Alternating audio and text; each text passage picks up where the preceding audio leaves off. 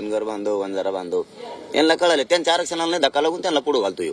इतका विचित्र मनुष्य येऊ त्या समाजाला, धनगर समाजाला आणि वंजारी समाजाला पुढे घालतो. येऊ इतका हे येड लागलं का तुला? लोकांच्या ज्यांच्या आरक्षणाला धक्का लागत नाही त्यांना पुढे घालायचं हे येड लागलं का तुला? आणि तो साबित राहायचं म्हणजे आमच्या दिन नाराजा करून तू झोप घरी मोकळा. म्हणजे हे तुला हे नको येड लागून देऊ, ते येड लागू दे ना. कर ना धनगर बांधवांच्या आरक्षणाच्या बाबतची स्पष्ट भूमिका. ते नाही जमत का? म्हणजे हे असलं येड याला स्वतःच्या स्वार्थाचं, गोरगरिबाचं येड नाही याला. तू नको लोकांना येड्यात काढू. लोकांना तेव्हाच लक्षात आलं तू किती कलाकार माणूस आहे. जरांगे पाटील, आज म्हणजे ह्या दौऱ्यात आजपासून काही सभा होणार आहेत का? आणि याशिवाय मुंबईच्या दिशेचं काही नियोजन, त्यासाठी काही तुम्ही त्यांच्याशी संबोधन, मार्गदर्शन करणार आहात का? ह्या मी पुन्हा तेच सांगतो की नाही, हे सभा नाही होणार. कारण हे छोटे छोटे गाव आहेत.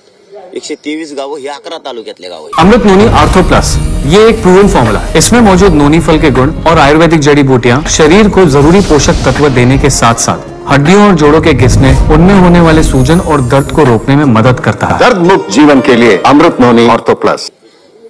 हे छोटे छोटे गाव आहेत गोदापट्ट्यात. यांच्याकडे माझं जाणं नव्हतं झालं. सगळ्या महाराष्ट्रात गेलो, सगळ्या मायबाप मराठा समाजाचा आशीर्वाद घेतला आणि यांच्याकडे जाणं नव्हतं झालं. म्हणून 123 गावाला आपण भेटी दिल्या पाहिजे.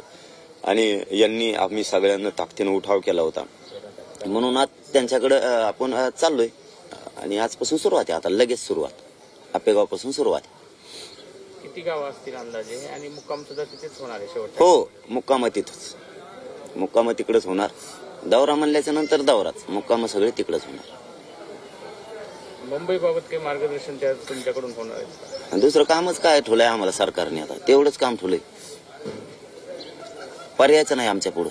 कारण आम्हाला सुद्धा काही मर्यादा आहेत. सरकार जर मराठ्यांचं आंदोलन गांभीर्यानं घेणारच नसलं तर अवघड आहे. आज कॅबिनेटची बैठक आहे. आज निर्णय घेऊ शकतात ना. मग ते त्यांना घ्यायचाच म्हणलं तर ते घेऊ शकतात बा. आणि सांगायची काही गरजच नाही. आता सिद्ध झालंय 54 लाख नोंदी मिळून.